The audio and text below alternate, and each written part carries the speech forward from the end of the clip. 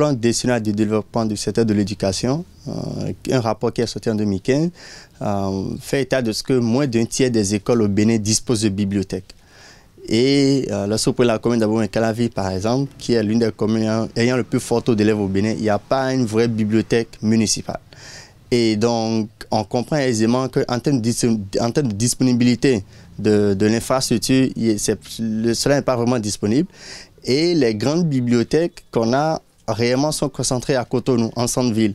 Et donc, ce qui oblige l'élève à se déplacer sur longue distance donnée avant d'avoir accès au lieu. Et donc, si l'infrastructure n'est pas à la portée des élèves, on comprend aisément que réellement les élèves ne soient pas vraiment motivés à aller lire. On comprend aisément qu'ils n'adoptent pas la lecture comme une habitude, comme une distraction donnée.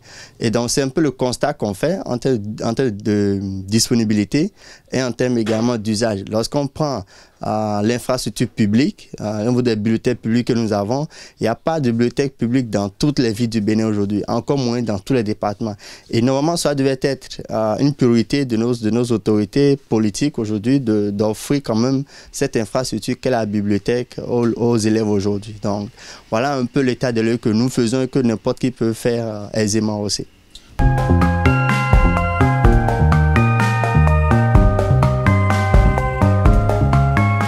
Face à la rareté des bibliothèques, nous, on a d'abord décidé de construire une bibliothèque. Donc, on a lancé en 2010, lorsque j'avais 17 ans. Et donc, de 2010 à 2015, on a géré cette bibliothèque-là. Les élèves venaient régulièrement s'abonner, prendre des livres. Mais en 2015, on a constaté qu'on n'avait plus de donateurs pour renouveler le fonds documentaire. Alors qu'il y a des élèves qui habitaient très loin, qui n'arrivaient pas à venir vers nous à cause de la distance. Donc, on s'est dit, OK, les livres qui sont là, qui ont déjà fatigué les usagers immédiats, on va déplacer ces livres-là et aller maintenant vers les autres élèves qui n'arrivaient pas à venir vers nous, d'où la mobilité. Et on a commencé cela en 2016. J'avais commencé avec ma moto, avec une seule école à titre d'implémentation. Et en 2 mois, on a eu 116 élèves qui sont venus emprunter des livres et qui ont payé 100 francs ou 150 francs pour 2 semaines de lecture. On a dit, mais tiens, la chose est intéressante. L'année qui a suivi, on est allé à 4 écoles. On a acheté des écoles privées comme des écoles publiques. Là, on est passé à 433 élèves. En l'année scolaire 2016-2017, 2017-2018, on est passé à 7 écoles. Et c'était en ce moment-là qu'on a pu acheter un tricycle pour nous faciliter le transport des livres. Les livres que vous voyez autour de nous aujourd'hui, on les a acquis avec les fonds qu'on a dégagés de la bibliothèque mobile. Et les élèves ils remplissent une fiche de lecture où ils écrivent le résumé du livre. Pour ceux-là qui ont pris des romans, ils font le résumé du livre, ils disent ce qu'ils ont appris de nouveau. Parce que l'objectif, c'est pas seulement de les amener, c'est pas seulement qu'ils prennent des livres, mais qu'ils relisent réellement les livres qu'ils ont pris.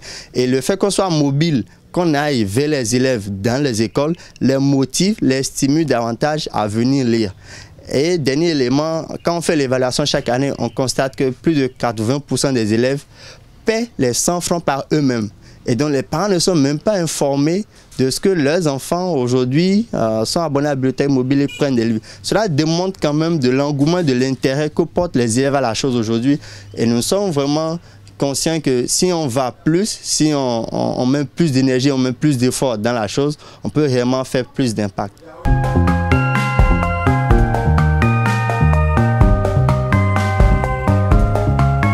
La bibliothèque physique classique, c'est ce local-là qui est installé quelque part, bien aménagé, bien fourni, où l'élève ou l'usager se déplace et va vers le livre. Alors que quand on parle de la bibliothèque mobile, c'est le livre qui vient vers vous.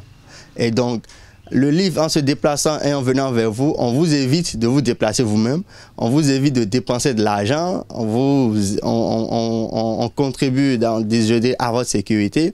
Et l'avantage aussi principal, c'est que le seul livre est mobile. C'est-à-dire, si on est dans plusieurs écoles, le livre qui est lu aujourd'hui dans l'école A, dans 2 semaines sera lu dans l'école B, ainsi de suite. Et donc, on est sûr que si on a 10 livres, que les 10 livres feront le tour de plusieurs enfants. Alors que quand c'est une bibliothèque classique qui est figée quelque part, on n'a pas toujours cette garantie, on n'a pas toujours cette assurance-là que ces livres-là ont été réellement lus. Alors que quand on est mobile, on se rapproche des usagers, on leur facilite la vie et c'est aussi une certaine motivation parce que si la bibliothèque elle est éloignée de vous, vous n'aurez pas envie du coup d'y aller.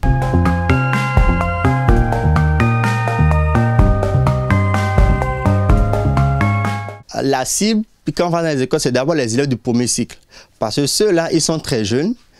Ils n'ont pas encore développé assez d'habitudes. On peut, disons, les éduquer petit à petit et ils sont curieux. Donc, du coup, ils aiment les bandes dessinées, ils aiment les romans jeunesse. Le ceux du second cycle ne sont pas trop notre focus, mais pour ceux-là, on les amène des romans policiers, des romans adultes. Dans les écoles publiques, les manuels scolaires sont beaucoup demandés, alors que dans les écoles privées, c'est le contraire. C'est plus les livres non scolaires qui sont plus demandés dans les écoles privées. Et donc, c'est un peu ces types de livres-là qu'on leur apporte. Et on s'assure de ce qu'on leur apporte convient à leurs besoins. On apporte des romans africains également, on apporte des nouvelles, on apporte quelques magazines. Donc, et chaque fois qu'ils viennent prendre un livre, on leur demande est-ce que le livre t'a été utile? Est-ce que tu as appris quelque chose de nouveau dans le livre? Et c'est toujours un bon retour qu'on a. Et nous, ça nous motive, ça nous encourage à continuer à persévérer dans ce que nous faisons.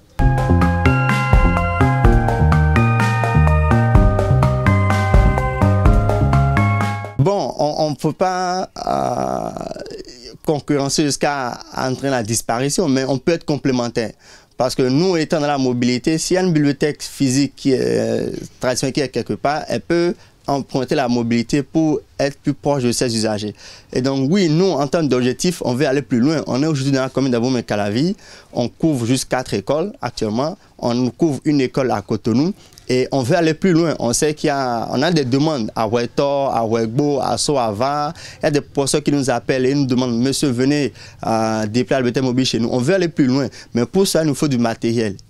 Si nous, on a juste 50 livres, un moyen roulant, on peut faire des merveilles avec peu de moyens. Et donc, c'est aussi un appel que je lance à toute personne de bonne volonté, à toute structure qui veut bien aller dans ce domaine-là, de bien vouloir nous contacter. Et ensemble, on veut vraiment aller loin parce que le besoin est là. On pense que les élèves ne veulent pas lire.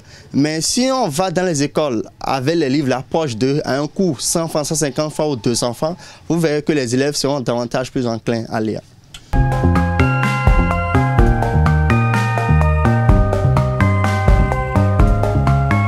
On a quand même de bons rapports avec eux parce qu'ils sont même impliqués dans le processus. Quand on démarche une école, on va voir l'autorité, on demande ok, on veut juste l'autorisation pour déployer la bibliothèque mobile. Et quand nous l'accorde, on les implique dans la récupération des livres parce que une activité pareille, le grand risque, c'est la récupération. Si on a beaucoup de livres qui sortent et peu reviennent, et donc, le surveillant général et le censeur sont impliqués dans la récupération des livres. Et chaque fois, nous leur faisons le point, on leur fait le bilan et on initie aussi des activités dans ces écoles-là. On fait des concours d'orthographe, on récompense les meilleurs lecteurs aussi à travers des dons de livres et bien d'autres. Et donc, oui, elles aussi sont vraiment ravis.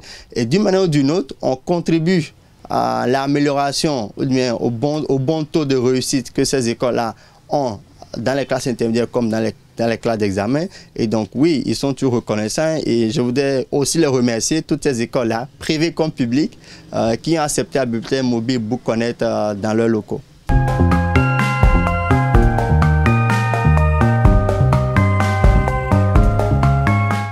Quand on parle de bibliothèque numérique, il faut voir la disponibilité de l'outil informatique, il faut voir la disponibilité de l'Internet, il faut voir l'utilisation à bon escient de ces matériels-là. Et donc, pris comme cela, dans certaines localités, la chose elle est faisable. Mais dans d'autres, il faut le dire, il faut retourner au papier, il faut retourner à l'ancien régime. Et donc, la mobilité est une alternative à la bibliothèque classique.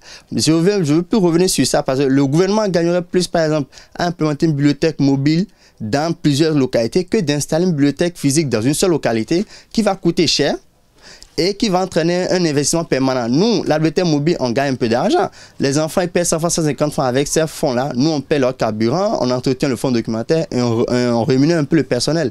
Et donc, on gagne sur ce plan-là. Et donc, le gouvernement, par exemple, gagnerait plus à adopter la mobilité avant maintenant d'aller vers le numérique. Parce que c'est bien beau le numérique, mais il faut voir combien de jeunes Béninois aujourd'hui lisent sur Internet. Combien de jeunes Béninois utilisent Internet pour s'éduquer, pour se former, pour augmenter leurs connaissances. Et l'autre challenge aussi, quand on a une bibliothèque physique, fixe, c'est le roulement du fonds documentaire.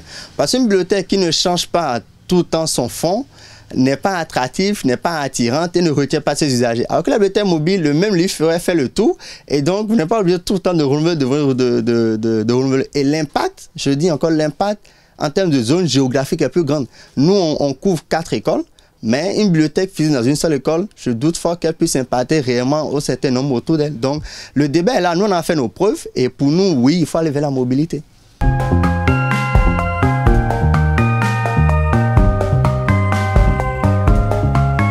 On veut utiliser le numérique à ce niveau. L'approche, elle est celle-ci. Sur bookconnect.com, on permet aux professeurs d'université, à n'importe qui a des livres universitaires, de les prêter aujourd'hui sur BookConnect. Et donc, que ce soit nous qui disposons du livre, s'il y a des étudiants entre eux qui ont des livres, ils peuvent se les prêter entre eux via BookConnect. Les professeurs d'université qui ont un certain nombre de livres importants pour les étudiants peuvent le prêter aux étudiants via BookConnect. Nous, on leur garantit le retour de leur livre, la sécurité. Hein, et donc, voilà. Donc, le volet universitaire est plus connecté au volet numérique pur, c'est-à-dire bookconnect.com pur. Mais bibliothèque mobile telle qu'elle est actuellement dans les universités, on n'en est pas encore vraiment à ce niveau-là.